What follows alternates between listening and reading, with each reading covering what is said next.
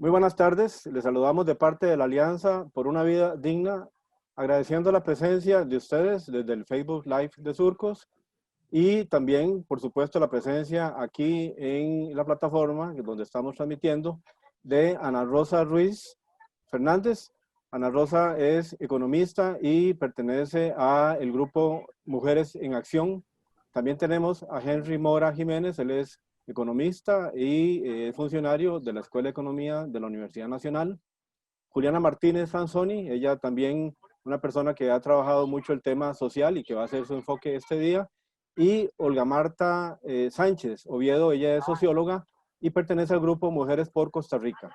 Es un honor realmente tener a estas personas hoy como analistas, después de que en esta semana el gobierno ha presentado su propuesta fiscal en el marco de la negociación con el Fondo Monetario Internacional. Vamos a ofrecer la palabra a cada una de las personas aquí presentes para que puedan externarnos su visión en relación con este anuncio, el significado que tiene desde los distintos ángulos, ¿verdad? Porque no podemos separar, por supuesto, el tema de la economía, de la política, de lo social, incluso el tema de la cultura, es decir, de cómo estamos percibiendo a nivel del país el mensaje que está implícito en esta propuesta, así como también las distintas posiciones que hay expresadas en estos días. Vamos a iniciar con Ana Rosa Ruiz Fernández, como dijimos, ella es economista y pertenece al grupo Mujeres en Acción. Buenas tardes, Ana Rosa, y gracias por estar aquí. Buenas tardes, Héctor. Muchísimas gracias a Alianza por una Vida Digna, por la invitación que nos está dando para discutir sobre este plan que ha presentado el gobierno sobre las negociaciones del Fondo Monetario Internacional.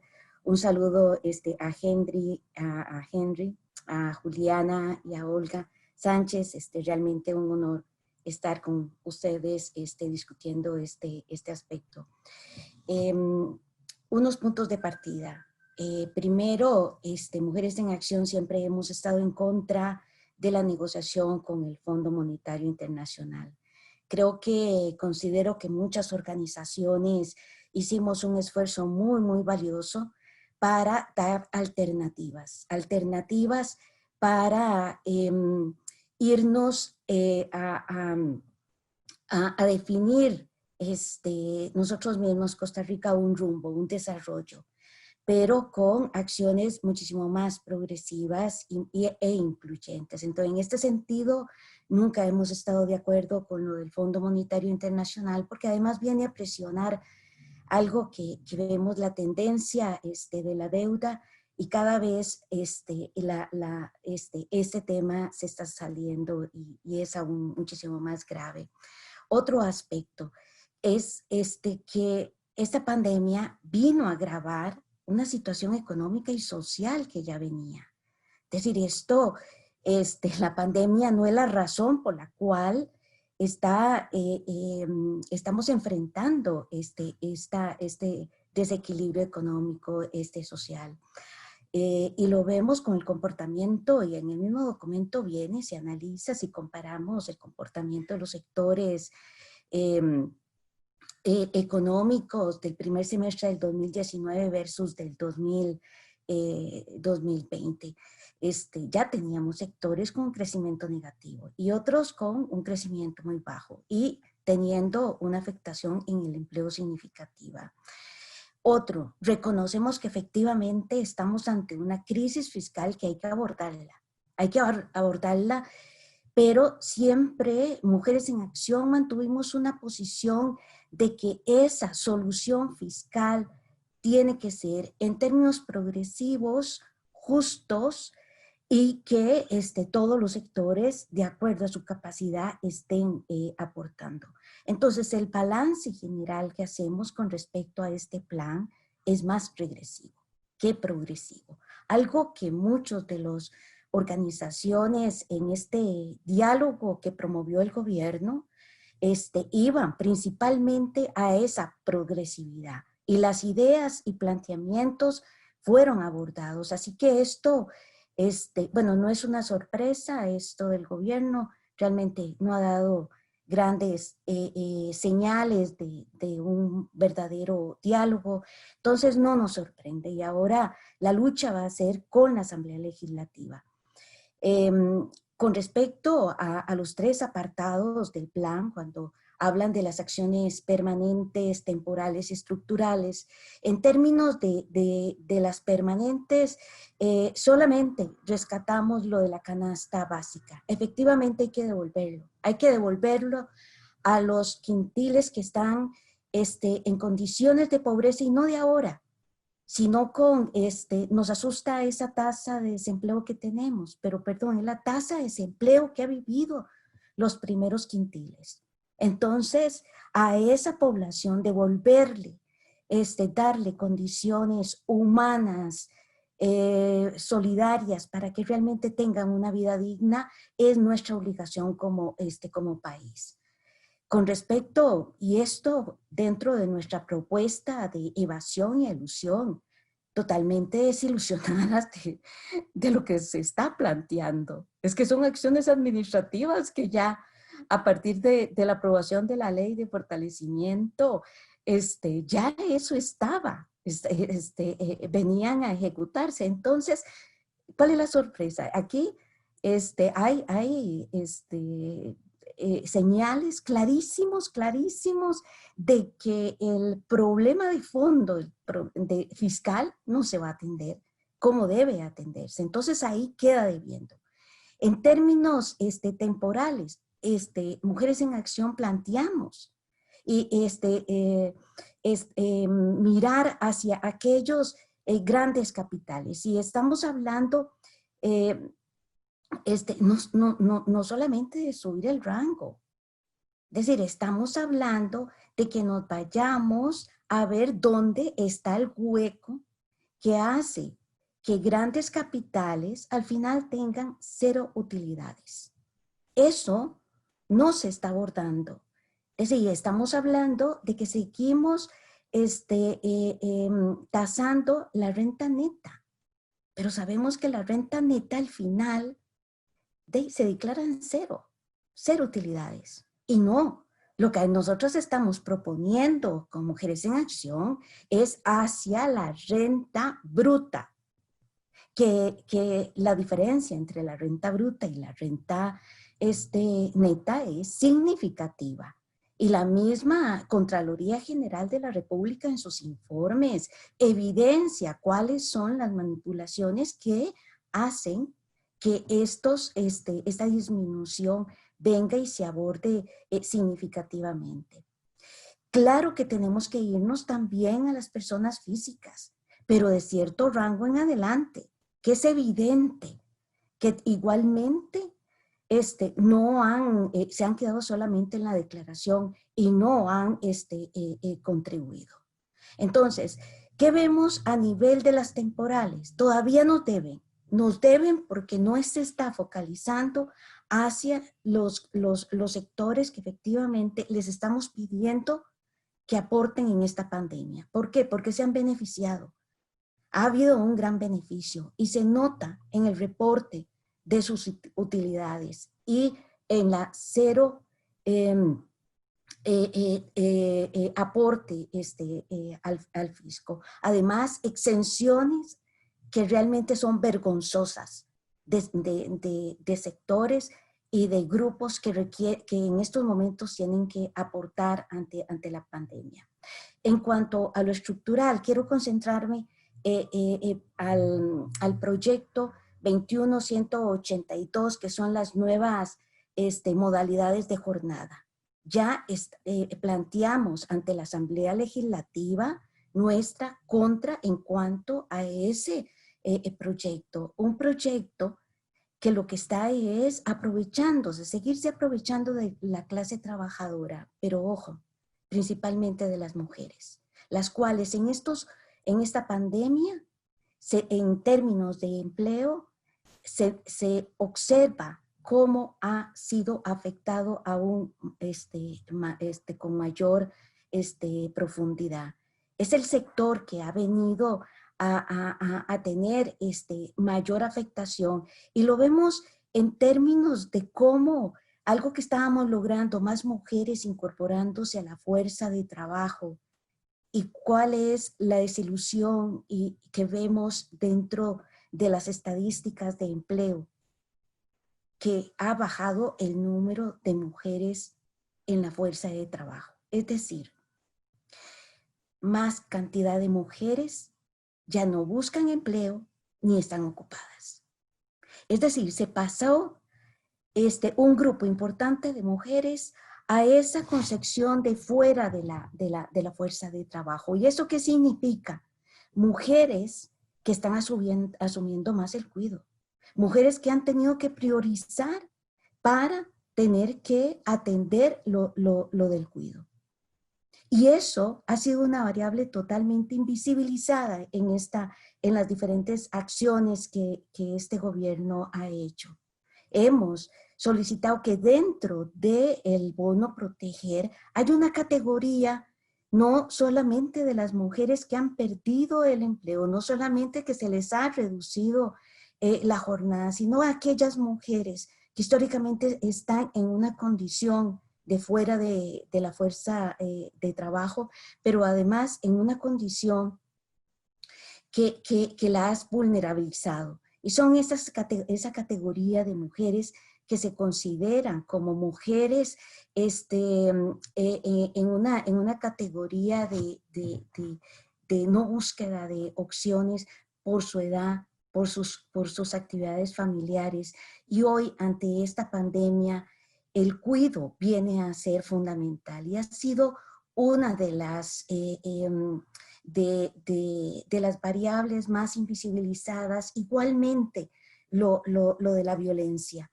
Es decir, la violencia dentro del hogar se ha incrementado. Las llamadas al INAMO. Entonces, ¿cómo podemos pensar que van a continuar aplicando una regla fiscal cuando sabemos que tenemos estructuras básicas fundamentales dentro del gobierno que tenemos que proteger? Y esa protección no la vemos. Más bien, las medidas estas que está planteando el gobierno vienen a unirse a un mayor desempleo, a una mayor inestabilidad económica y social, y por lo tanto jamás podríamos estar a favor de este plan. Eso por el momento, Héctor, me quedo por acá. Muchas gracias, Ana Rosa. Muchas gracias por tus importantes aportes y del grupo que estás representando, que es Mujeres en Acción. Vamos entonces a darle la posibilidad de participar ahora a Henry Mora Jiménez. Él es economista de la Escuela de Economía de la Universidad Nacional. Buenas tardes, Henry. Gracias, Héctor. Buenas tardes. Voy a poner mi cronómetro para que no tenga que parpadearme, para ajustarme a los 10 minutos que hemos acordado previamente. Un saludo a ti, Héctor, y desde luego a Juliana, Olga Marta y Ana Rosa. Encantado de compartir con ustedes este ratito. Bueno, la propuesta, que es una propuesta, digamos, muy en borrador. De hecho, leyendo el documento con calma, me imagino que ustedes se dieron cuenta que hay errores, que hay ambigüedades, que hay cosas que no quedan claras, pero particularmente comienzo diciendo que hay algunos elementos que podríamos llamar progresivos dentro del proyecto, que son los más ambiguos o mal formulados, y hay propuestas claramente regresivas que efectivamente son las que están más desarrolladas, y no creo que eso sea coincidencia. Entonces voy a concentrarme en 4 o 5 puntos muy rápido para ajustarme al tiempo. En realidad, bueno, el punto más regresivo que trae esta propuesta en materia de tributos es el impuesto a bienes inmuebles, sin lugar a dudas.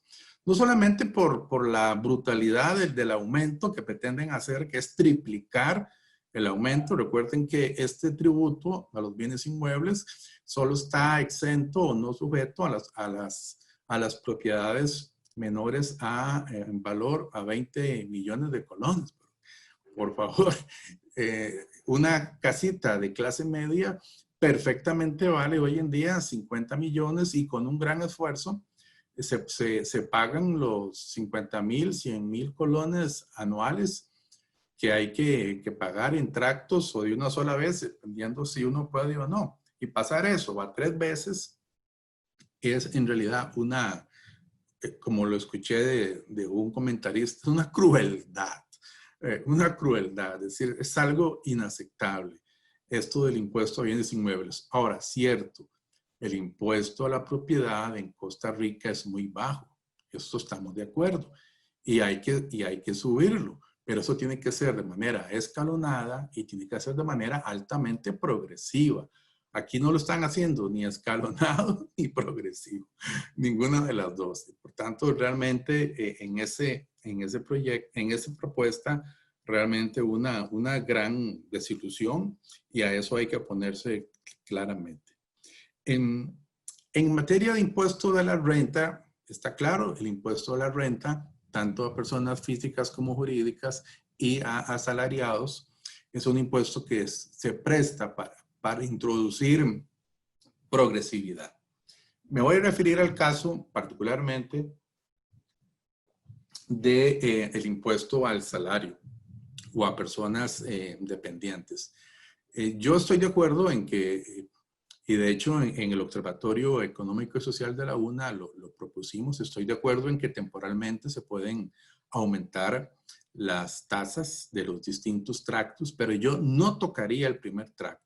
O sea, el tracto que va de 840,000 a 1,200,000 y el resto de 1,000, yo lo dejaría tal como está, en el 10% de tasa. Es gente de clase media, ¿verdad? Posiblemente muy endeudada, y por más que sean solo 2,5 puntos porcentuales, lo que se está aumentando, me parece que no es el momento de ninguna manera para afectar a este tracto del ingreso sobre la renta, particularmente en lo que a salarios se refiere. Quiero hacer una aclaración. En realidad, el proyecto no incluye una supuesta devolución del IVA de la canasta básica. Eso es una cosa extraña. En el título, en la página 30, efectivamente se habla de devolución del IVA. Pero en el texto, en realidad, lo aclaran, es una compensación al efecto en la pobreza que generaría la no exoneración del IVA a productos de la canasta básica. Y desde luego hace alusión al transitorio 4 de la ley 9635, y efectivamente lo que ese transitorio dice es que el Ministerio de Hacienda tiene que compensar los programas sociales destinados a las familias en condición de pobreza, y aquí lo definen en los primeros 2 quintiles, producto de esta exoneración. Además, la suma que están considerando es 4.700 millones de colones por año. Realmente es una suma muy, muy, muy pequeña y no es una devolución. Eso implicaría un trabajo muy arduo por parte del Ministerio de Hacienda si realmente, como se planteó inicialmente en un proyecto en el gobierno anterior, se quisiera hacer una devolución. Eso no está planteado así, y la compensación es además en una cantidad muy, muy pequeña. Lo otro que tiene que ver con el tema del 5% de cargas sociales que supuestamente se van a reducir. Eso es algo que no queda claro, porque en la página 49 se habla de que efectivamente se trata de un esfuerzo para reducir la informalidad, pero dice introduciendo contribuciones más bajas para empleadores que se formalizan. Entonces es curioso porque el Ministerio de Hacienda ha dado a entender de que se estaría quitando la parte de FODESAF de las contribuciones a la seguridad social, no lo del IBM, no lo de salud, sino lo de FODESAF, lo cual desde luego es un golpe duro para FODESAF. Significa que de caja única tendrán que ver cómo se sacan esos ingresos.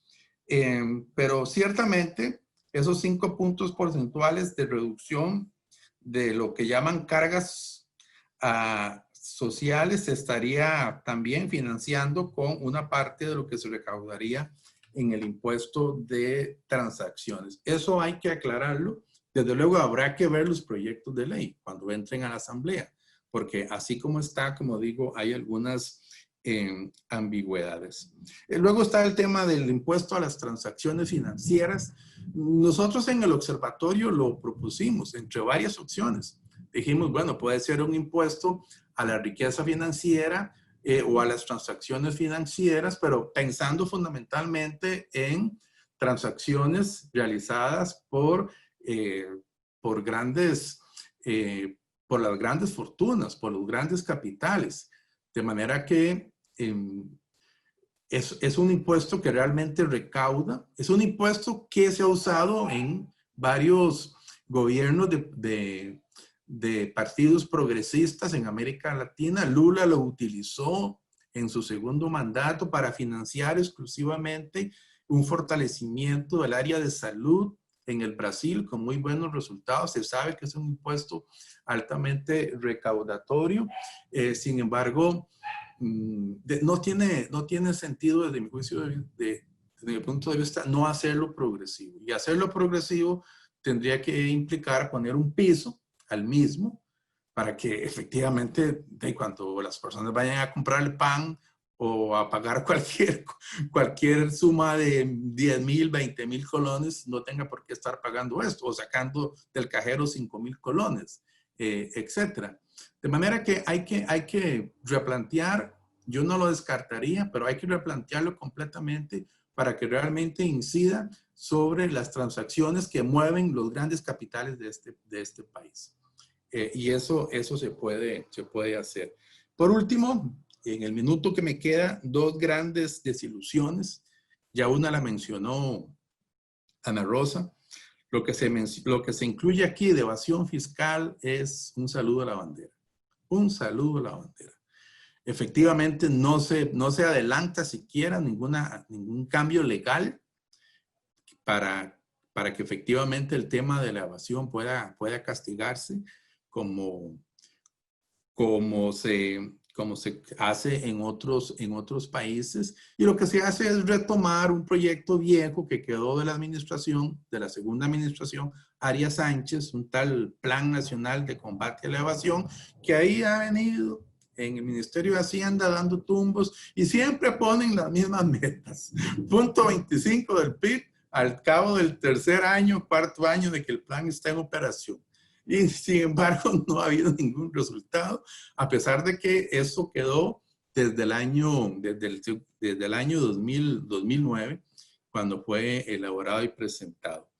Y luego zonas francas. Obviamente, otra desilusión. No es posible que intenten grabar aquí a todo mundo y zonas francas se consideren intocables. Eso, desde luego, hay que verlo con cuidado. Yo estoy de acuerdo. Pero no puede ser que las empresas de zonas francas, primero, que no se van a ir por un impuesto solidario, ¿verdad? Como se está planteando. Y en segundo lugar, no puede ser que no se toquen del todo. Héctor, me pasé 30 segundos. Muchas gracias. Muchas gracias, Henry. Excelente tu aporte. Muchas gracias también a las 2 personas que han participado, Ana Rosa y Henry. La siguiente participación es desde un ángulo de una especialista en política social, ella es Juliana Martínez Franzoni, quien ha elaborado durante muchísimos años información importante en relación con este enfoque desde el ángulo social, y le damos la bienvenida a Juliana. Adelante. Muchísimas gracias a Alianza por una Vida Digna por la invitación y a todas las personas que nos escuchan, a Henry, a Ana Rosa y a Olga Marta. Me voy a enfocar en un punto específico de esta propuesta, de este borrador que nos acerca el Ministerio de Hacienda, y es el tema de la inversión social. Y de alguna manera quiero poner el énfasis en lo que un pequeño párrafo perdido en un documento puede significar para la arquitectura de la política social en Costa Rica. El gobierno nos está planteando que en Costa Rica las cargas sociales de los empleadores se encuentran dentro de las más altas de la OCDE. Y para eso, en la página 49, compara a Costa Rica, que aparece allí en rojo, con el resto de los países de la OCDE, y evidentemente pues nos estamos acercando a los países con las cargas sociales más altas, ¿no? De esta región. Entonces, ese es el punto de partida para hacer un planteo orientado a una reducción, tal vez temporal, no queda del todo claro, de 5 puntos porcentuales en las cargas laborales. ¿Qué es lo que pasa? Detrás de estos datos hay dos mundos sociales de la política social muy distintos. En los países de la OCDE, las cargas sociales, y lo pongo entre comillas, o sea, la inversión social asociada al impuesto a la planilla, financia la protección social de quienes hacen los aportes, es decir, principalmente salud y pensiones de las personas aportantes. Es lo que se conoce generalmente como un esquema bismarckiano, donde las personas aportan para su propia protección. Pueden ser sistemas solidarios, pero están orientados a la protección contributiva de quienes están haciendo los aportes. En el caso de Costa Rica estamos en un escenario totalmente distinto. En Costa Rica las cargas sociales financian la protección social de quienes hacen los aportes y de quienes no hacen los aportes. En Costa Rica estas cargas sociales financian el sistema contributivo y la asistencia social. Entonces financia cosas como la salud y las pensiones de quienes aportan y de quienes no pueden aportar, financian licencias por maternidad, comedores escolares, la capacitación asociada al Instituto Nacional de Aprendizaje, etc. Es decir, Costa Rica lo que hizo fue apoyarse en el impuesto a la planilla para generar un sistema que se llama a la Beveridge, hacer como si fueran impuestos generales utilizando el impuesto a la planilla. Esto para algunas personas es muy bueno y para otras personas es muy malo. Veamos, el hecho de que la inversión social sea altamente dependiente de la planilla laboral tiene un aspecto positivo, que es que le dio estabilidad al financiamiento. Es decir, que cuando el país tuvo la gran crisis de los 80, la recuperación del gasto social en salud fue mucho más rápida que en educación, a donde hubo que esperar que el gobierno central pudiera volver a aportar la cantidad de recursos que había aportado antes de la crisis. Entonces, en general, le dio estabilidad al financiamiento. ¿Qué es el problema? Que es cíclico. ¿Qué quiere decir? Que hoy, cuando tenemos un 24% de desempleo, tenemos muchos menos recursos que cuando teníamos un 12% de desempleo, y ahora tenemos muchos más problemas y muchas más necesidades sociales que financiar. Entonces, el problema de que tengamos más recursos cuando menos los necesitamos y viceversa es un problema serio, no es un problema menor. A la vez, ¿qué aspecto positivo tiene esta forma de financiamiento? Que ha generado solidaridad entre quienes están adentro y quienes están afuera del mercado laboral formal. Es decir, las personas que hoy tenemos trabajo formal podemos pensar que en el caso de que no lo tuviéramos, no quedaríamos desprotegidas y podríamos, por ejemplo, tener acceso a un seguro por el Estado y seguir siendo parte de la caja y seguir teniendo acceso a un trasplante de riñón si lo ocupamos. Eso es algo muy positivo. ¿Qué es lo negativo? Es muy regresivo, sobre todo para los micro y los pequeños, ¿verdad? Esto lo hemos hablado mucho. Una empresa pequeñita, feminizada, donde haya dos mujeres que simultáneamente tienen licencia por maternidad, pues representa un costo muy, muy grande para la parte empleadora, tener que financiar la parte que les corresponde, y más aún si hay que reemplazar a la trabajadora. Entonces, que hay una regresividad es indudable. Ahora, ¿cuál es el asunto? Es que no llegamos aquí porque un día nos sentamos a pensar, bueno, ¿cómo podríamos financiar la política social?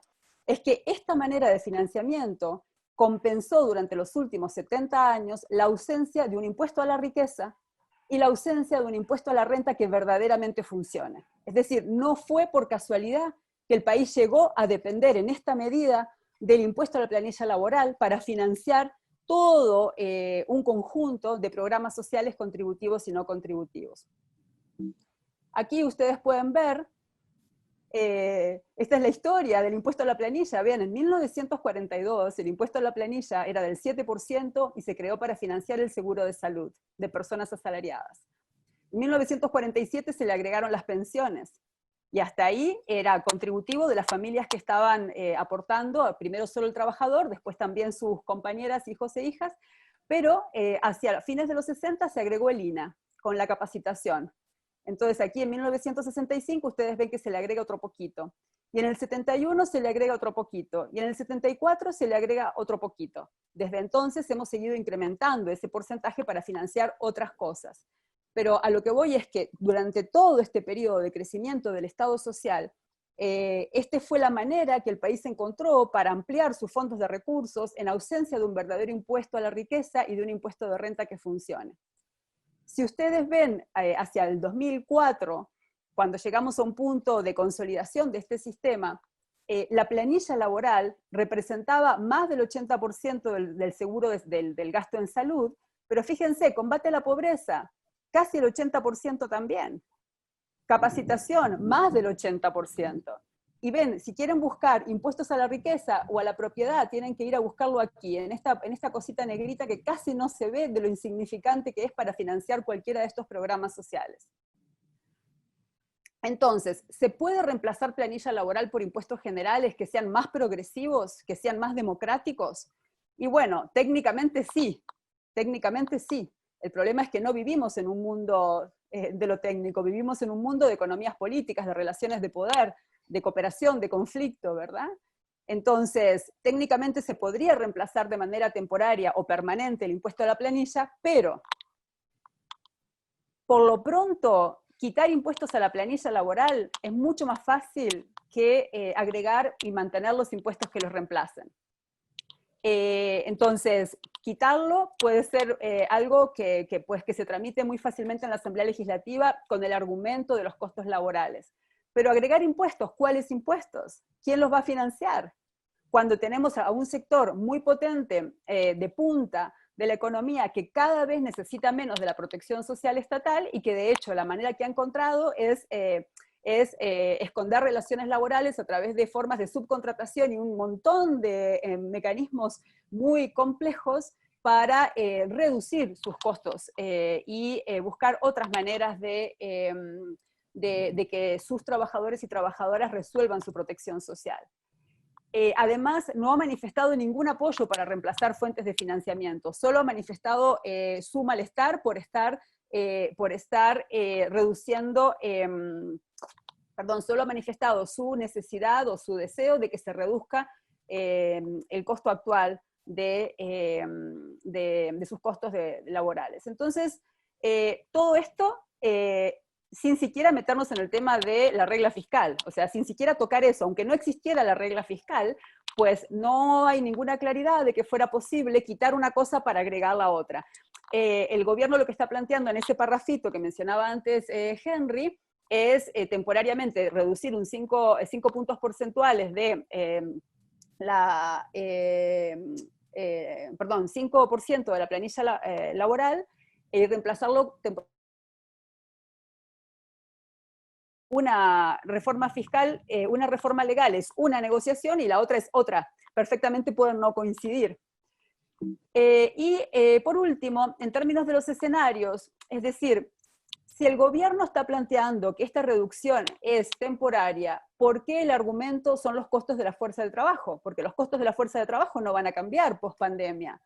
¿Me explico? Es decir, si el argumento es un tema estructural, ¿por qué entonces luego la propuesta es de reducción temporaria? Pues a mí, como argumento para reducción temporaria, no me cierra. Lo que la trayectoria de la política social en el país nos está diciendo es que es mucho más probable que sigamos avanzando a buscar reducir los costos de los aportes de la seguridad social, pero reemplazándolo por ingresos inestables, en donde si los recursos están, habrá comedor escolar, y si los recursos no están, no habrá comedor escolar. O sea, el gran tema de tener el financiamiento de FODESAF asociado a la planilla laboral es que es un porcentaje fijo. Claro, es un problema si el Producto Interno Bruto es más pequeño, pero es un porcentaje fijo. Y en este caso estaríamos dando un salto al vacío con un supuesto 1% del Producto Interno Bruto que no tiene ninguna garantía de que se vaya a cumplir. Y no hay ninguna referencia en este documento a compromisos mínimos de financiamiento, ningún compromiso. Entonces, bueno, pues podríamos reemplazar la planilla laboral por impuestos generales más progresivos, técnicamente sí, pero la economía política de los últimos 70 años no lo ha permitido. Termino diciendo que además es sumamente llamativo que no solo se esté planteando este recorte tan importante en los fondos dedicados a la asistencia social, sino que también se habla de universalizar servicios de cuidado, ampliar cobertura de educación, atender primera infancia para niños de hasta 5 años, lo cual pues es algo absolutamente necesario, es absolutamente necesario que el país lo haga. Llama mucho la atención que se hable de 8.000 niños y niñas, o sea, nacen por año más de 70.000, entonces si la meta fuera cubrir a 8.000 niños, pues ese es un chiste. Habría que revisar si es un dedazo. Lo cierto es que este país, durante la administración Chinchilla, anunció un sistema nacional, una red de cuidados universal, y no hemos dejado de tener unos servicios muy pequeñitos, muy focalizados, y que no han acompañado el crecimiento de la demanda. Entonces, termino diciendo que si se fuera a reducir el financiamiento procedente de la planilla laboral, tendría que hacerse en el mismo movimiento legal, en la misma negociación política, en términos de temporalidad y de reemplazo completo de los recursos y con destinos específicos. Es decir, porque en esta economía política antiestatal y anti-protección social, si no fuera así, lo que estamos dando es un salto al vacío que nos va a dejar sin los recursos. Y bueno, no deja de ser muy triste estar teniendo esta conversación enfocada en el impacto fiscal en lugar de estar enfocada en el impacto social. Es decir, este documento que estamos discutiendo lo podríamos estar discutiendo sin que hubiera pandemia, sin que hubiera 24% de desempleo, sin que hubiera 22.5% de subempleo y sería la misma realidad. O sea, a mí me parece que este documento en su generalidad parece estar totalmente desprendido de la realidad del drama social que estamos viviendo y que crea las condiciones para un estallido social y para un malestar social que no tenga un canal claro para ser atendido. Entonces, esto pues no deja de ser preocupante, sorprendente, doloroso. Muchas gracias. Muchas gracias, Juliana, por tu aporte también, que nos abre el foco desde el lado de la política social. Es un aspecto que no podemos dejar de considerar. Pasamos ahora a dar la palabra a Olga Marta Sánchez Oviedo. Ella es socióloga y es parte del colectivo Mujeres por Costa Rica. Buenas tardes, Olga Marta. Gracias por estar. Muy buenas tardes. Un gusto estar aquí compartiendo con Héctor, con Henry, con Juliana y con Ana Rosa. Como parte, en este caso, del grupo Mujeres por Costa Rica, quería comentarles que nosotros atendimos, digamos, la convocatoria que realizó el gobierno para el diálogo, para la escucha, la propuesta y el diálogo. Y dijimos, ojalá que haya diálogo, ¿verdad? Porque sí, nosotros hicimos las propuestas, están en nuestra página sobre los 3 ejes a que se ha convocado. En el caso, pues, de este eje que tenía que ver con el tema de las finanzas públicas y el acuerdo con el FMI, pues realmente los resultados que se obtienen del documento que nos presentó el gobierno el pasado jueves, prácticamente no hay ninguno de los elementos, y no solamente los elementos, sino también la concepción que había detrás de la propuesta que nosotros hicimos, y me imagino que este es el caso de muchos otros colectivos de sociedad civil. Por eso, digamos, las reacciones tan críticas que se han venido dando.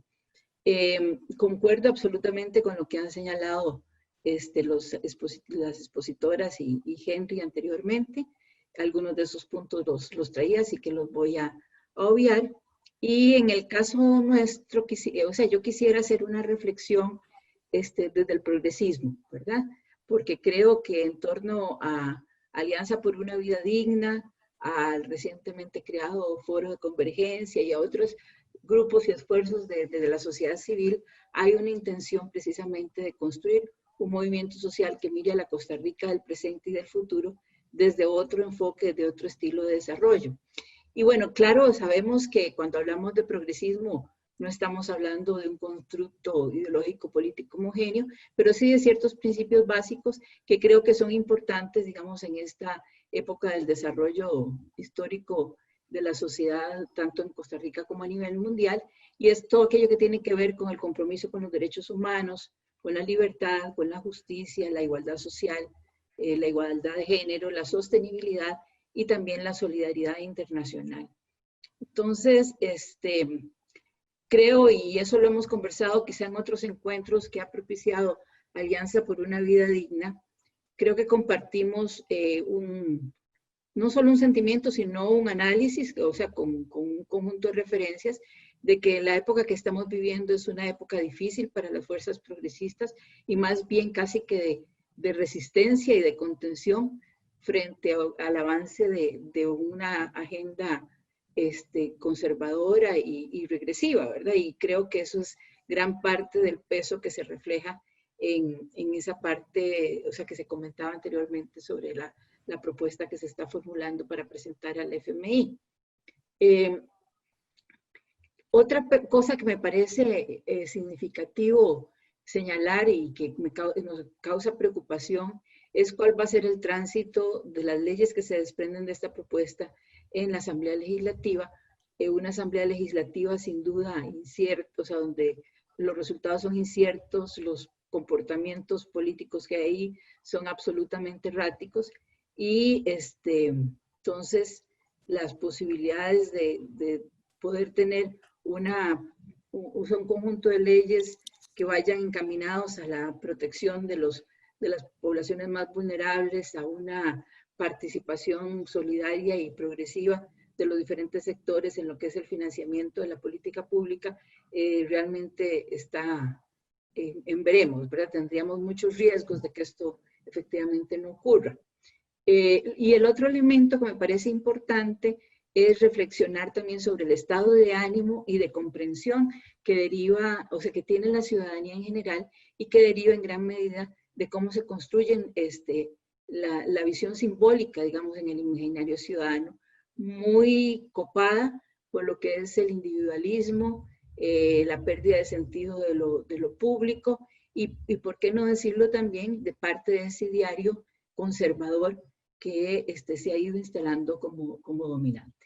Entonces, teniendo como, digamos, esos prismas para analizar la propuesta, nosotros hemos considerado, independientemente de las propuestas concretas que se hicieron, que debemos garantizar por todos los medios de que el aporte, tanto a la crisis estructural como en este caso a la profundización de esa crisis que ha causado el shock pandémico, tiene que ser sin duda basado en principios de participación proporcional de los diferentes sectores.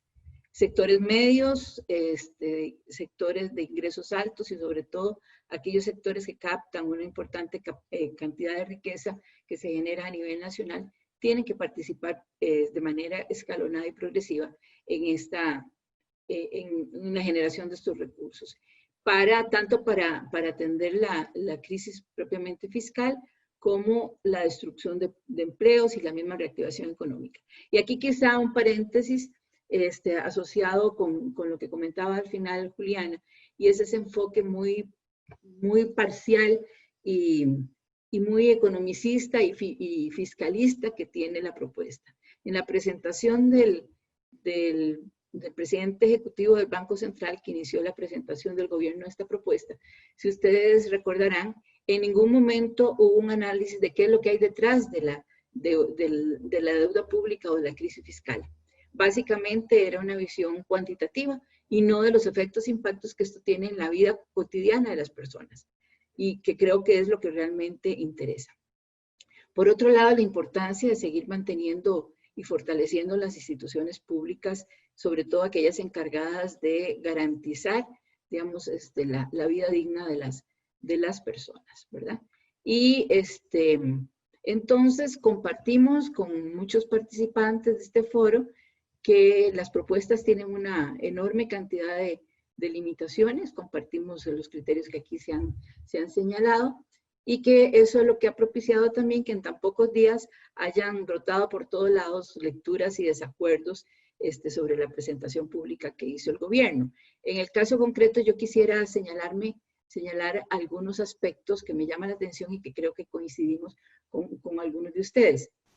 En torno al gravamen de las transacciones bancarias, además de lo ya dicho, en el gobierno anterior y fundamentalmente en torno al programa Puente al Desarrollo, se hizo un esfuerzo muy grande por bancarizar a toda la población que recibía beneficios de los programas sociales, sobre todo orientados a la pobreza extrema.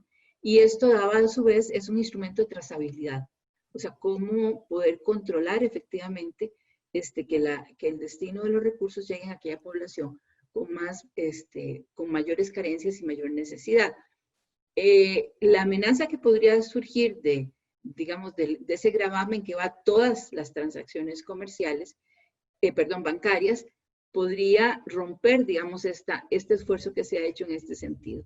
Y igual que, como lo comentaba Henry, creo que también lo hicieron Mujeres en Acción, en la propuesta de Mujeres por Costa Rica hay un planteamiento de que haya un gravamen a las transacciones financieras, pero fundamentalmente aquellas grandes transacciones financieras. En nuestro país, el 80% de la mayoría de las transacciones financieras mueven el 20%, mientras que a la inversa, ¿verdad? El 20% mueven el 80% de los recursos. Ahí es donde está, digamos, la posibilidad del gravamen que puede hacerse a través de las transacciones bancarias.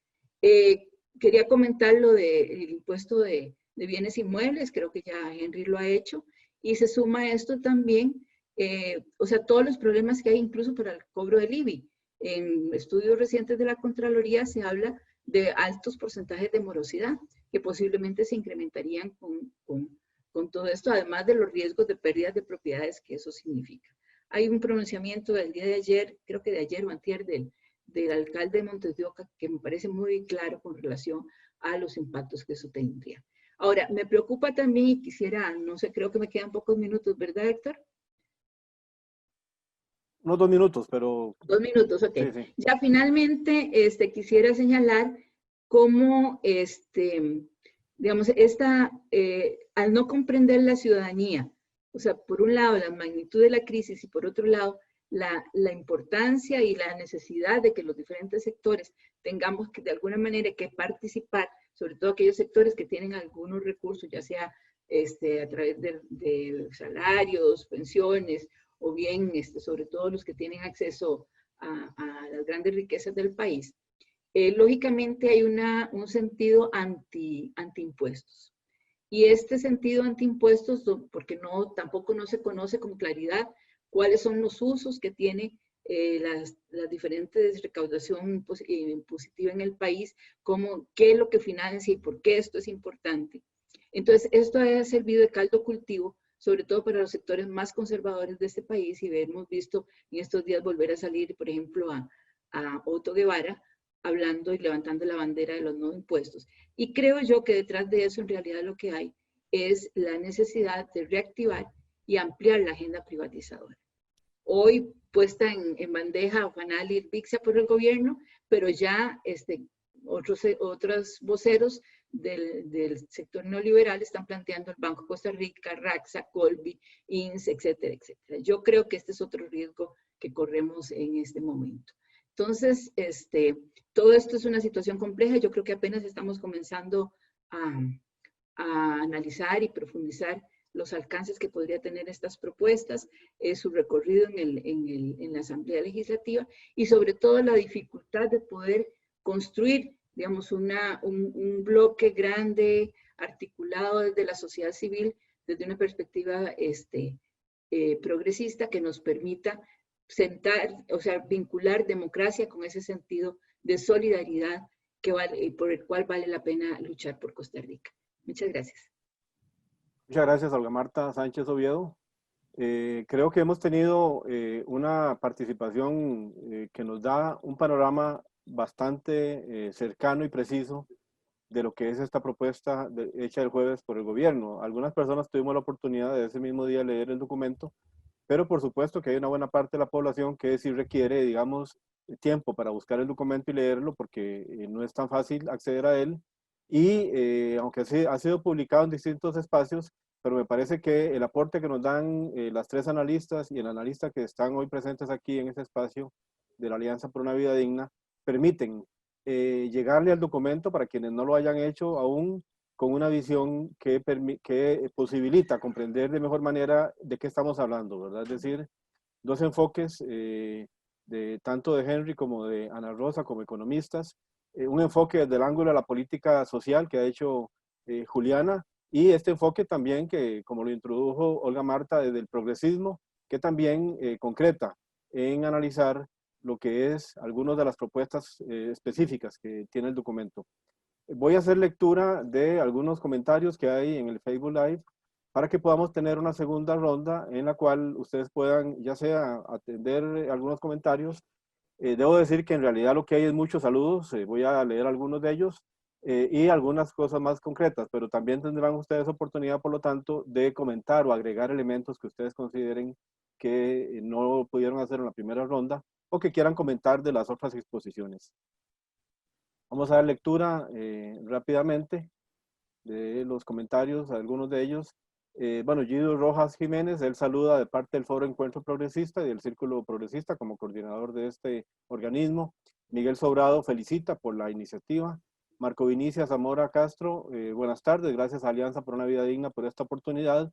Dayana Ureña Solís, de las Asambleas Patrióticas Populares de San Ramón, buenas tardes, gracias por este espacio tan necesario. Muy bien lo que expone Ana Rosa sobre la parte femenina que se ha invisibilizado durante esta pandemia, donde el cuidado se sigue recargando en las mujeres, donde las pérdidas de empleo han afectado principalmente a las mujeres, un tema del que se habla poco. Ana Lorena Cartín Leiva, gracias por la actividad y saluda a Olga Marta y a Ana Rosa. Guido Rojas Jiménez agrega también, según Fernando Rodríguez, un ex viceministro de Hacienda, señala que esa devolución a los quintiles más pobres estaba incluso contemplada en la versión más progresiva del plan fiscal y se retiró en la insuficiente reforma fiscal aprobada al final. Joana Hernández dice, extraordinario y conciso análisis brindado por Juliana. Christopher Mesa Sánchez, precisamente la discusión sobre la arquitectura de la política social no se está dando y los órganos técnicos de las instituciones están muy ideologizados y sesgados en este sentido. Entonces, el clamor popular, y destaca el concepto, es antiimpuestos, siendo aprovechado por las cámaras empresariales y ciertos análisis de política. Katy Isabel Castro Flores dice, ¿tiene la ciudadanía alguna alternativa para presionar un cambio a la política económica que tiene una estrategia definida y afinada por más de 7 décadas?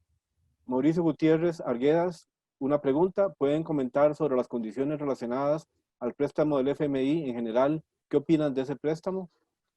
Gilberto Monge Pizarro, una de las mayores causas de la gentrificación de Costa Rica ha sido el impuesto de bienes inmuebles, no porque no sea necesario, porque en todo el mundo existe, sino porque en Costa Rica el sistema de zonas homogéneas es tan perverso que mucha gente ha dejado sus propiedades por los desarrollos inmobiliarios que han encarecido la tierra y los obliga a vender. Se corre el riesgo del abandono de las ciudades, donde el suelo es más caro, y seguir con la expansión urbana a las zonas agrícolas. Margarita Boraño Arquín dice, es importante explicar por qué dos sectores que se presentan como antagónicos, los sindicatos y las cámaras empresariales, se oponen a la propuesta. Marvin Alberto Amador señala, buenas tardes, las críticas a las propuestas fiscales de ese gobierno y de las élites de poder a favor de las cuales se siguen tomando las decisiones son claras y evidentes desde que empezó la discusión de la pasada reforma fiscal. La gran pregunta presente es, ¿cuál es la forma en que podemos actuar para frenar esta vorágine ante la ausencia, como ya se mencionó, de interés real del gobierno de escuchar otras voces? Ivania Lázaro señala, los derechos de las trabajadoras domésticas no remuneradas, conocidas como amas de casa, están siendo violentados ahora más que nunca. Mujeres usadas como esclavas sin futuro ni pensión. Y Christopher Mesa Sánchez, otro aspecto es la desmovilización política inducida por una tecnopolítica que aleja a los sectores populares de la discusión, a pesar que las bancadas legislativas hacen sus cálculos políticos. Y vamos a leer un último comentario de momento. Oscar Segura Castro dice, sería oportuno referirse al uso que se haría de este empréstito, se refiere al del FMI. Estos son los comentarios que de momento vamos a dar lectura de lo que ha aportado algunas personas desde el otro espacio, el Facebook Live de Surcos. Y queríamos entonces pedirle nuevamente a ustedes, a Ana Rosa, Henry, Juliana y Olga Marta, que puedan referirse ya sea a estos comentarios o bien, como decía, agregar elementos que les pareció que quedaron pendientes. Adelante, Ana Rosa. Gracias. Es interesante ver las reacciones que ha tenido este plan y efectivamente, digamos, vamos a ver agrupaciones que vamos a seguir luchando por una, por recuperar la progresividad de algunas de las acciones, de las propuestas que están haciendo. Pero el otro lado, y es lo que Olga Marta planteaba al final, claro que los empresarios no, el sector empresarial más fuerte de este país no está a favor de este plan. ¿Por qué? Porque realmente lo que buscan es muchísimo más privatización. Es decir, que la lista de privatización fuera muchísimo más amplia. Si bien este plan viene a ser un golpe terrible para nuestro estado social de bienestar, va a haber muchísimo más presión para que estas posibilidades, esta propuesta inicial del gobierno se pueda ampliar. Entonces yo estoy muy preocupada de que la presión que haya se incline hacia ir a las medidas más regresivas y al golpe terrible aún más al Estado, al Estado social. Y más aún cuando vemos las estadísticas que presenta Juliana, es decir, es que ahí estamos atacando una concepción de bienestar. Y yo creo que si queremos realmente participar, si queremos organizarnos, es primero conocer los riesgos que tiene este plan. ¿Cuál es el riesgo fundamental que tiene? Y es contra este Estado, ¿verdad? Con esos desequilibrios sociales que estamos viviendo y que se van a seguir profundizando si no asumimos una participación muchísimo más fuerte, conociendo este plan, tener una apertura para el análisis y definitivamente a organizarnos contra esto. Muchas gracias, Ana Rosa. Henry, tu aporte. Gracias. Creo que esos 8,000 niños y niñas, Juliana, no son un dedazo. Ojalá fuera así, lo que mencionabas en la página 50, porque concuerda con la asignación presupuestaria que menciona el mismo párrafo, que son 5,000 millones de colones, y además con el hecho, realmente es sorprendente, pero así dice el texto, de que es para niños y niños de 5 años, nada más, no menores de 5 años, sino de 5 años, estrictamente. Entonces, obviamente, lo que pretenden hacer es un pequeño pellizco a la desprotección que hay en este campo, pero es por eso un abuso decir que esto va hacia la universalización de los servicios de cuidado, como lo dice el mismo párrafo. Es absurdo, ¿verdad? Entonces, bueno, ojalá fuera un dedazo, pero pareciera que no es así. Devolución del IVA, bueno, ya lo mencioné, no es una devolución del IVA. Eso queda claro en la página 30, es compensar el efecto. ¿Cómo? Destinando estos recursos que establece la ley 9635 a programas sociales de atención. Eso es. Es decir, esos 4,700 millones se los darán al IMAS y le dirán al IMAS, si es que se los dan, ¿verdad? Le dirán al IMAS, bueno, usted con el sistema que tiene identifique las personas en condición de pobreza extrema o en el límite de la pobreza en los 2 primeros quintiles y ve a ver cómo les puede ayudar ahí con 20,000 o 30,000 colones mensuales o una cosa así, que es lo que puede salir de semejante ayuda. Muy de acuerdo muy de acuerdo en estas advertencias que han hecho Olga Marta y Ana Rosa. Porque ante la pregunta que hacía Margarita, sí, era una pregunta o comentario, ¿por qué sindicatos y cámaras empresariales parecieran estar de acuerdo? Bueno, pero no por los mismos motivos, obviamente. Las cámaras están en contra porque hay un aumento en el impuesto a las rentas empresariales. Y obviamente eso no lo quieren.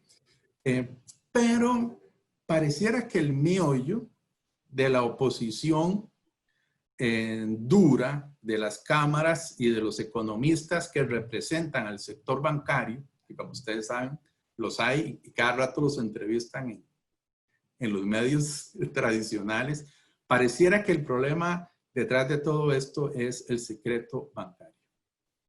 Ya me han dicho dos personas que están al tanto de esto, hay que estudiarlo más, ¿verdad? Pero que un impuesto generalizado a las transacciones financieras, bancarias, de manera, digamos, subrepticia, estaría requiriendo o implicando la ruptura del secreto bancario al cual los empresarios y particularmente los bancos, la ABC especial, se ha opuesto rotundamente. Entonces, a ellos se les puede decir, bueno, bajemos de 0.03 a 0.01. Igual van a decir que no. Igual van a poner algunas excusas más o menos ciertas, más o menos no tan ciertas, con respecto al punto que efectivamente mencionaba Olga Marta, la desbancarización que podría provocar. Pero, bueno, si uno tiene que pagar un colón por 1,000 colones de 2 baguettes, si los paga con tarjeta, yo no creo que haya esa desbandada de desbancarización. Pero obviamente sí, los sectores poderosos del sistema bancario y financiero están muy preocupados por este tema de cómo les puede afectar con el secreto bancario. Esto hay que estudiarlo más, pero pareciera que por ahí está la rotunda oposición del sector empresarial y particularmente del sector financiero. Bueno, y obviamente los sindicatos tendrán también sus propias razones, el impuesto al salario escolar, el proyecto de ley de empleo público, lo de jornadas laborales, que ya obviamente está en discusión, el congelamiento por no se sabe cuántos años, 10, de los aumentos salariales, hasta que la deuda pública regrese a 60 puntos del PIB. 4 años de congelamiento de anualidades y 10 años de congelamiento de aumentos salariales. Bueno, obviamente esas son las razones por las cuales los sindicatos particularmente se oponen. Yo creo que lo del préstamo, ya Ana Rosa se refirió a él. Y lo del IBI es muy importante, efectivamente. Es injusto cómo se cobra. Es injusto porque usted puede tener una casita que cueste hacerla 20 millones de colones, pero usted tiene la dicha de que pasa frente a una calle principal en la cabecera de su cantón, Salada.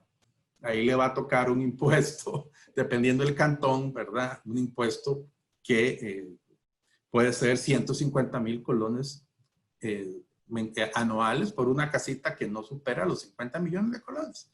Y esas cosas efectivamente pasan con el IBI. Bueno, de mi parte, muchas gracias. Muchas gracias, Henry. Juliana, vamos con tu aporte nuevamente. Adelante. Vean, les quiero mostrar una filmina rápidamente que me parece que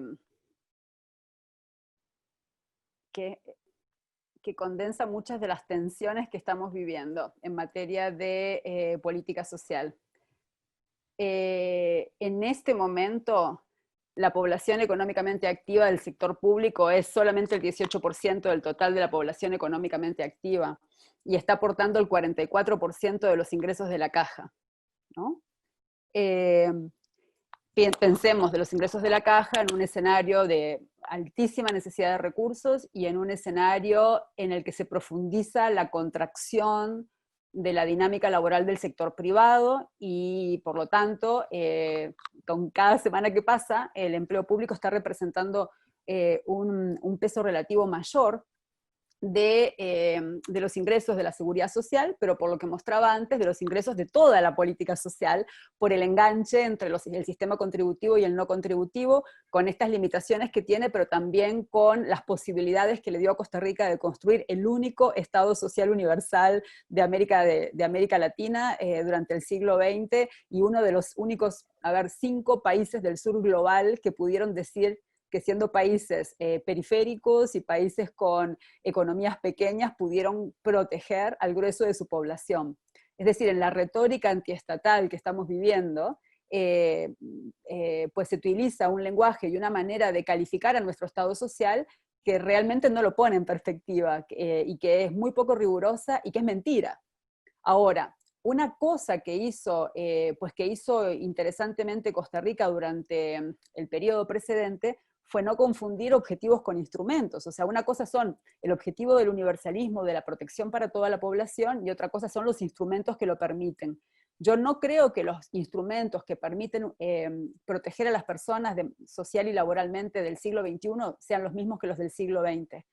Entonces tenemos que separar los instrumentos de los objetivos. Yo creo que no hay ninguna duda de que no podemos dar esta conversación solo desde una perspectiva defensiva de mantener lo que tenemos. Mantener lo que tenemos no es suficiente, porque mantener lo que tenemos nos tenían un 12% de desempleo en febrero y nos tenía con 1 millón y resto de personas en condiciones de pobreza en febrero. O sea, mantener lo que tenemos no es suficiente. Pero desarmarlo sin más tampoco es suficiente. ¿Por qué? Porque nos vamos a quedar con lo peor de los dos mundos, ¿verdad? Entonces, en este momento tenemos un 30% de personas en condiciones de pobreza, en comparación a 21% en febrero. Esto no solo es un aumento dramático, sino que es un aumento dramático en 6 meses. Es decir, que el nivel de desarticulación social que personas, que familias enteras están viviendo es muy rápido y muy grande. Y va a tener muchísimas consecuencias, le gusten al gobierno verlas o no les guste verlas. El punto es, nuestro principal reto en este momento es tener una agenda de incorporación social y laboral, no una agenda de ajuste fiscal. ¿El tema fiscal es importante? Por supuesto que sí. ¿Es cierto que sin cacao no hay chocolate? Por supuesto que sí. Pero lo fiscal es un instrumento para la construcción de una sociedad. Es un instrumento, es un medio para.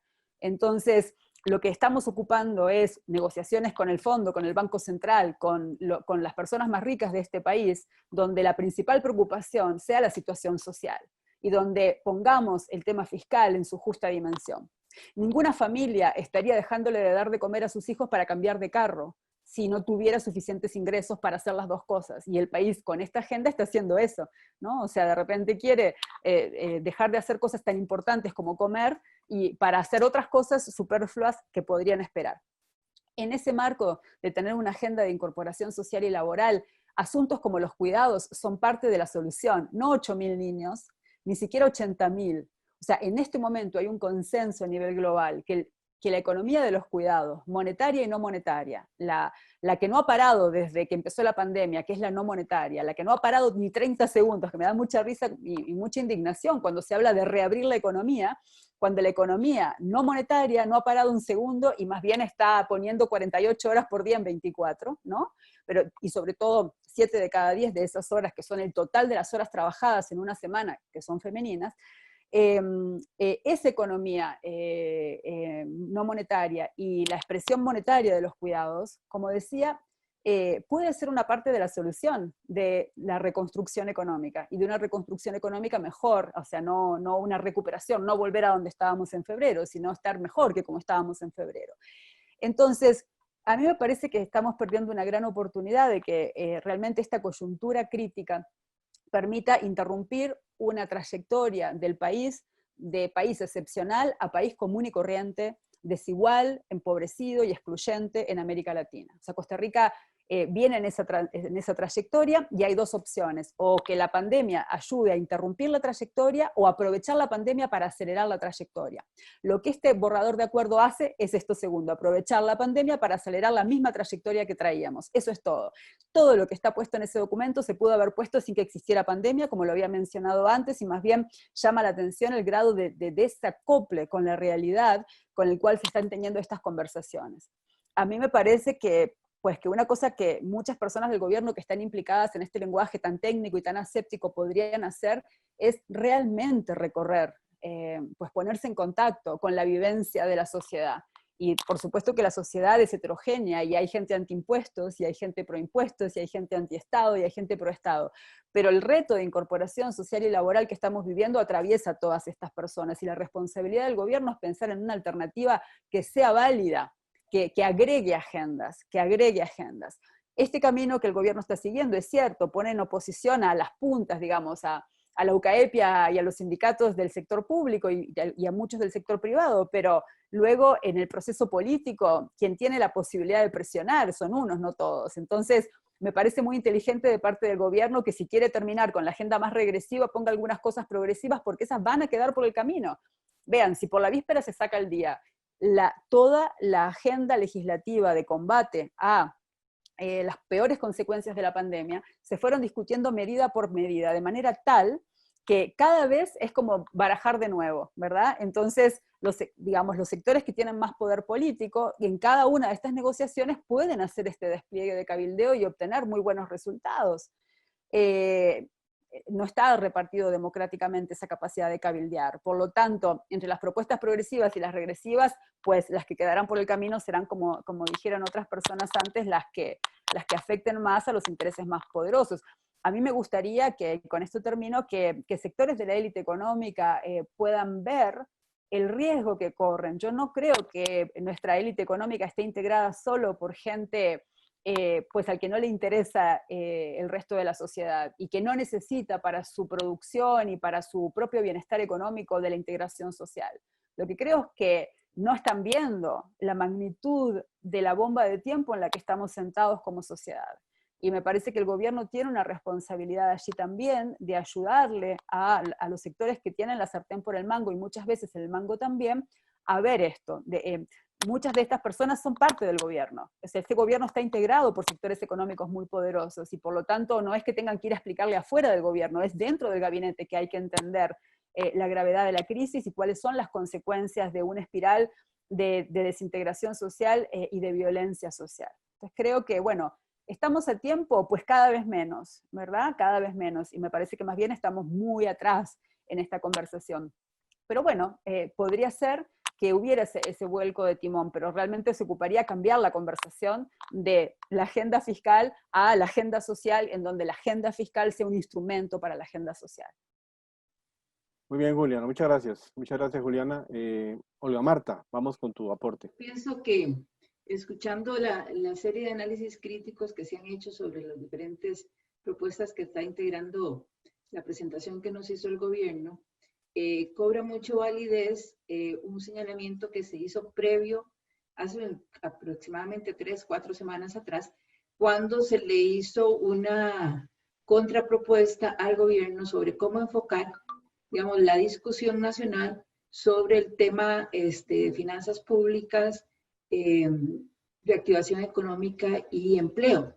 Y se planteaba la imbricación, digamos, de estos tres elementos como parte de toda una propuesta sistémica, y que no se podría parcelar y fragmentar, y menos aún poner adelante el tema fiscal y el acuerdo con el Fondo Monetario Internacional sin haber discutido, o sea, cuál es el tipo de país que queremos justamente sacar adelante después de esta crisis estructural y además agudizada por la pandemia. Yo creo que hoy queda todavía mucho más claro que el llamado de atención tenía mucho sentido precisamente por eso, ¿verdad? Porque lo contrario, lo que está pasando es que estamos profundizando un estilo de desarrollo que ya sabemos lo que genera. Puede generar incluso algún crecimiento, pero con mayor desigualdad, exclusión, desempleo, etc. El otro elemento que quería señalar es quizá retomar el tema de FODESAD. La propuesta que se está haciendo es realmente de desfinanciamiento, o sea, de crear un hueco enorme al financiamiento de FODESAF, y FODESAF financia el 80% de los programas sociales de este país, que abarca a cientos de miles de familias en condición de pobreza, pobreza extrema. Y si además estamos avanzando en la pobreza, en el desempleo, ya no van a ser ese número de familias, sino que va a ser muchísimo más. Y va a quedar totalmente inseguro la posibilidad de financiamiento del FODESAF, que nació con una clara perspectiva, digamos, solidaria, de por qué, digamos, los sectores empresariales tenían que contribuir a financiar estos programas, sobre todo de asistencia a los más vulnerables de la sociedad costarricense. Zonas francas y elusión, efectivamente, son los grandes evasión, son los grandes ausentes. Si decimos que los sectores medios altos y de mayor riqueza debemos aportar para sacar adelante de la crisis al país, bueno, ¿cómo hacerlo? Con subregistro, sobre todo en lo que son los ingresos, tanto por ingresos personales como vía ganancias y otro tipo de fuentes, cuando sabemos que hay un subregistro producto de una evasión y elusión fiscal galopante.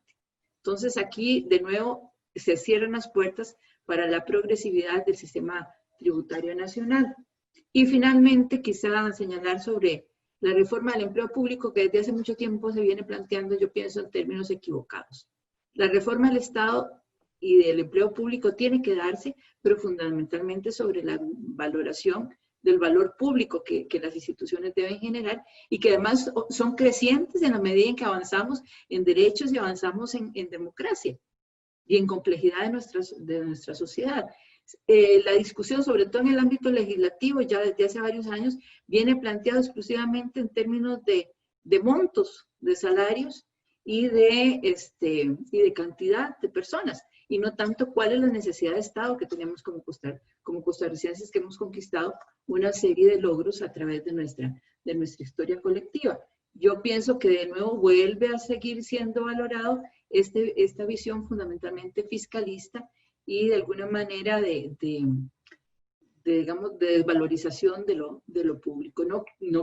Sí creo que hay que entrarle a una reforma estructural profunda al Estado costarricense para mejorar su capacidad de generación de bienes y servicios para que la ciudadanía demanda. Esos serían como los comentarios finales que quería hacer. Muchas gracias, Olga Marta. Me parece que ha sido realmente un espacio de conversación con mucha riqueza, ¿verdad? Con muchísimos aportes, con ángulos distintos que nos llama la atención de que este tema, como lo señalaba Juliana, no es un tema únicamente fiscal, sino que es un tema que inunda los espacios político, social y también, como decía yo al inicio, el espacio cultural, es decir, cómo estamos percibiendo la realidad del país y con qué actitud asumimos eso que nos está llamando el país a asumir. Para ello quiero rápidamente, tenemos más de 100 comentarios en el espacio en Facebook. Obviamente no es posible leerlos todos, pero voy a leer unos últimos comentarios y les ofrecería o les propongo que hagamos un minuto final de cierre cada persona, por si alguien quiere responder algunas preguntas puntuales o hacer simplemente una despedida. Carmen Camaño dice: muchas gracias por sus aportes. ¿Podrían referirse al impuesto a las remesas que se quiere imponer también? Rodrigo Aguilar Arce: un análisis muy claro el que ha expuesto las 4 personas. Lamentablemente en Costa Rica las grandes empresas y los grandes empresarios siguen evadiendo, además de que es urgente que se apruebe la renta global y la renta mundial. Sandra Cartín dice: muy buenos los aportes de Juliana, Ana Rosa, Olga Marta y Henry. Alexis Chinchilla Jiménez: ¿qué gana o qué pierde el país con las zonas francas? Saludos. Esta pregunta mía no se leyó. Mauricio Gutiérrez Arguedas con otra pregunta, diría: ¿podrían hablar más de la regla fiscal? Juliana lo mencionó en su presentación. Me parece que el no permitir que la deuda pública suba de un porcentaje dado del PIB es súper contraproducente y además arbitrario. Los países ricos tienen deudas públicas altísimas como porcentaje del PIB y la inflación no se ha disparado. Y además, ¿qué podemos hacer los ciudadanos para demandar más progresividad fiscal y justicia en general?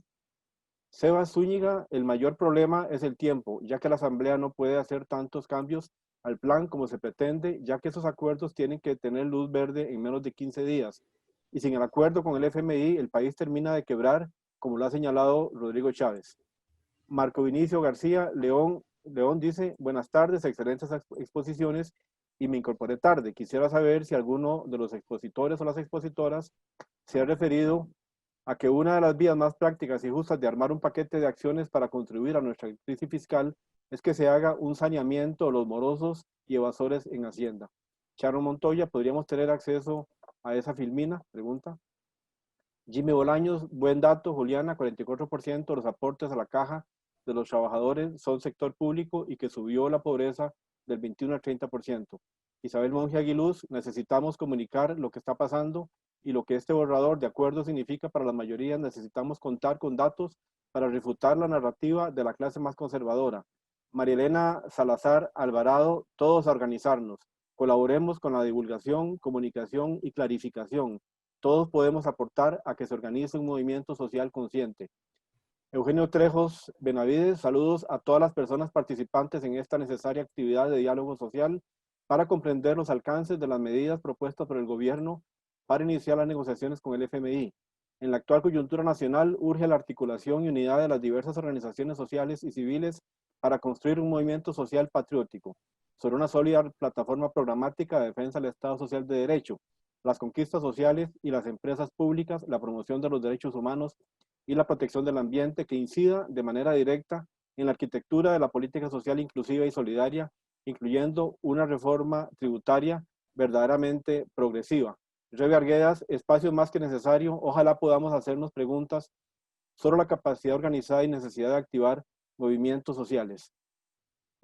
Vamos a dejar de leer aquí porque, como dije, son más de 100 personas que están comentando y una gran participación. Muchos saludos de felicitación a las distintas personas que han expuesto. Y me parece que el reto que nos queda es, como decía una de las personas, divulgar esto, ¿verdad? Divulgar estas opiniones y otras que han salido para crear conciencia y generar un movimiento social que pueda aportar. Les propongo un minuto final para que cada persona pueda hacer algunas respuestas, si le parece oportuna, algunas de las preguntas planteadas o simplemente despedirse. Ana Rosa. Gracias, Héctor. Sí, definitivamente todas estas preguntas lo que nos reflejan es que tenemos que seguir analizándolo, discutiéndolo en términos de sus impactos. Y yo diría bajo el enfoque que Juliana nos está llamando. Es decir, efectivamente aquí lo que tenemos que hablar es sobre qué modelo social de país es el que estamos interesados en defender. Y en función de eso, lo otro tiene que estar supeditado. Pero no cómo vamos a trabajar una u otra medida. Es decir, aquí focalizarnos en el modelo social que está gravemente afectado y que con esta tendencia va a ir agravándose más, debe ser nuestro enfoque. Y muchísimas gracias, Héctor, por el espacio y ojalá sigamos discutiendo y analizando. Y a todas las personas, muchísimas gracias por todas sus impresiones y aportes. Yo creo que el debate sigue. Muchas gracias, Ana Rosa. Henry. Ok. Bueno, sin duda Costa Rica necesita una reforma fiscal justa, progresiva, estructural, de eso no hay duda. Tenemos un sistema de impuestos arcaico, por decirlo lo menos, particularmente el impuesto sobre la renta. Es un impuesto sumamente arcaico con muchos huecos para la evasión y la ilusión, y donde la progresividad solamente se da en el caso de los salarios. O sea, la única parte del impuesto a la renta que realmente podemos asegurar que es progresiva es el impuesto al salario. Eso porque no hay escape para los que somos asalariados. Pero en el caso de las empresas son múltiples las opciones que tienen para efectivamente evadir y eludir. Y lastimosamente en eso nos queda efectivamente debiendo. Y mucho el proyecto. Proponen renta global. Qué bien. Muy bien. Qué bien, ¿verdad? Pero sin embargo, lo anuncian para el 2023. O sea, ya ni siquiera este gobierno. Lo anuncian para el 2023 como tantas veces se ha anunciado y luego efectivamente se deja en el camino. claro, obviamente poner a andar un sistema de renta global y también de renta mundial, pero renta global es lo que habla el documento, ciertamente no es fácil. Sin embargo, tanto en este tema como en el tema de evasión, se cumple a la perfección lo que una de ustedes dijo. Es decir, los aspectos regresivos están claritos, están cuantificados. Solo falta, bueno, incluso en muchos casos ya tienen la ley o el proyecto de ley. Y en el tema de los elementos progresivos que tiene el documento, son endebles, son ambiguos o son saludos a la bandera. De manera que efectivamente tenemos que ponernos manos a la obra y desde los sectores, los movimientos, los colectivos sociales, sindicales, feministas, ecologistas, etcétera, etcétera, tenemos que sacar adelante esta propuesta. Y si tenemos que conversar con otros sectores, efectivamente, hay que hacerlo, ¿verdad? Porque realmente sí está en riesgo, como también ya lo dijeron ustedes, compañeras, está en riesgo lo que nos queda de Estado social, lo que nos queda de integración y cohesión social, y lo que nos queda de, parafraseando a un autor, la casi excepcionalidad de Costa Rica en el mapa de países de América Latina y del sur global. Gracias, y Alianza para una Vida Digna también. Muchísimas gracias por el esfuerzo. Muchas gracias, Henry. Juliana. Muy rápidamente. Uno, les acercó las filminas a Alianza por una Vida Digna para que las tengan y por ahí, porque una persona lo mencionó. Muchas gracias. Dos, yo pienso que con frecuencia esta conversación sobre cómo resolver los temas de incorporación social y laboral en Costa Rica se dan como si no fuera el caso de que Costa Rica en 1940 tenía una mortalidad infantil similar a la de El Salvador. Es decir, el excepcionalismo costarricense en materia social y laboral se construyó, no viene con el ADN, y así como se construyó también se puede destruir, y eso es súper importante de tener presente. Y se construyó con sectores de la élite emergente que apoyaron proyectos de incorporación social y laboral, ¿no? No por un asunto filantrópico, sino porque pues ahí había un ganar-ganar. Entonces la pregunta es, pues, si existen y a dónde están sectores de la élite económica que tienen también mucho que ganar de incorporación social y laboral. Si ese sector de la élite no existe, estamos fregados. O sea, no conozco experiencias de incorporación social y laboral en el mundo que no tengan que beneficiar también de manera pluriclasista a distintos sectores socioeconómicos, ¿no? Entonces, lo segundo que quiero decir es que desde mi punto de vista, asumiendo que el tema fiscal es muy importante y que se necesitan recursos porque sin cacao no hay chocolate, creo que muchas voces, entre ellas organizaciones que ustedes representan, han levantado la necesidad de discutir el tema de las reservas del Banco Central y de los recursos que el país tiene, así como de un impuesto temporario solidario, de un ayudar de las personas, no sé, de las 100 personas más ricas de este país. Es que vamos a seguir sin discutir que las 100 personas más ricas de este país podrían estar aportando un poquito más de lo que están haciendo. Yo creo que se va al Fondo Monetario Internacional con esta agenda por un tema fiscal, se va por un tema de reforma estructural del Estado, de una reforma que estaba buscándose desde mucho antes de la pandemia. No se va al fondo por la pandemia, se va al fondo porque esta es una manera de pedirle al fondo que por favor nos condicione para hacer cosas que sectores importantes del país quieren hacer. Eso es así, me parece que es innegable que es así. Esta es una conversación pre-pandemia que utiliza la pandemia como escudo para avanzar, para legitimarse frente a la sociedad. Ese es mi punto de vista ciudadano. Por último, creo que el escenario legislativo es muy complejo porque tenemos partidos políticos que no son programáticos y por lo tanto se forman un criterio punto por punto, ¿no? Con excepción del Frente Amplio, no tenemos, de acuerdo a la literatura sobre partidos políticos en Costa Rica, en este momento partidos políticos programáticos, si no, atrápalo todo. Entonces pueden tener una posición en materia de FODESAC, otra en materia de impuesto de renta, otra en materia, y entonces eso genera una gran complejidad porque es impredecible cuál sea su criterio. Creo que tenemos un gran trabajo por delante de fortalecer un sistema político basado en partidos políticos programáticos que cuando vamos a votar sepamos cuál sería su comportamiento esperado de discutirse tales o cuales asuntos, ¿no?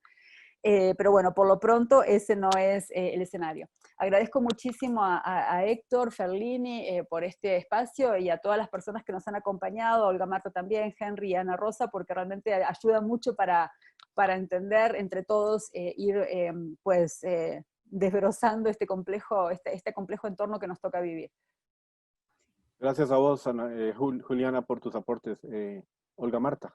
Bueno, ya para cerrar, yo pienso que tenemos que seguir trabajando más y sobre todo en foros de análisis colectivo, cuáles son las verdaderas implicaciones de las diferentes medidas que se están planteando, a qué sectores afectan, cómo los están afectando, cómo esto puede contribuir, coadyuvar o bien alejar de la posibilidad de una sociedad más justa, más equitativa, donde la gente tenga mejores condiciones de vida. Y a su vez que vayamos creciendo en democracia. Y lo otro que es, digamos, como una preocupación constante posiblemente cuando uno participa en estos foros, es cómo sumar, cómo seguimos sumando. Yo creo que en ese sentido, Alianza por una Vida Digna y también el foro de convergencia que se acaba de construir, son espacios importantísimos en esta ruta de entender, digamos, que efectivamente el movimiento social del siglo XXI es muy diferente a como lo concebimos en los movimientos sociales del siglo anterior y las organizaciones incluso masivas, hoy está muy vinculada a intereses sectoriales, a demandas y luchas sectoriales, pero hay momentos de la coyuntura política donde se requiere la alianza y la convergencia. Entonces creo que es importantísimo seguir en esta línea y pues ir construyendo esa agenda de consenso que podamos impulsar diferentes grupos y sectores de la sociedad. Muchas gracias, Olga Marta.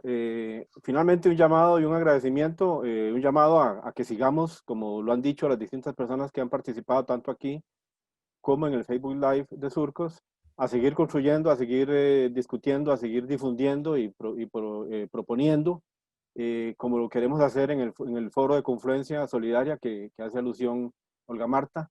Un agradecimiento a las personas que han venido hoy a aportar su criterio, su conocimiento, su visión, ¿verdad? Esa capacidad de análisis que nos permite ver el documento con ojos ampliados, ¿verdad? Con un criterio que nos permita verlo críticamente y también de manera propositiva de lo que el país necesita, el país que necesitamos.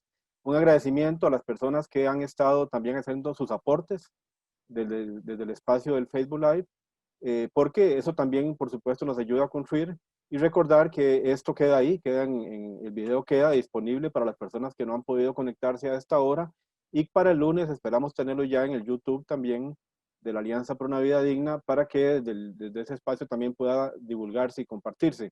Y finalmente un agradecimiento a Leonardo Garita, que nos ha ayudado con la conexión entre la plataforma y el Facebook, y a Alison Quintanilla también, que nos ayudó con la sistematización de lo que las personas iban aportando en el otro espacio del Facebook. Muchas gracias, seguimos adelante y buenas tardes. Chao.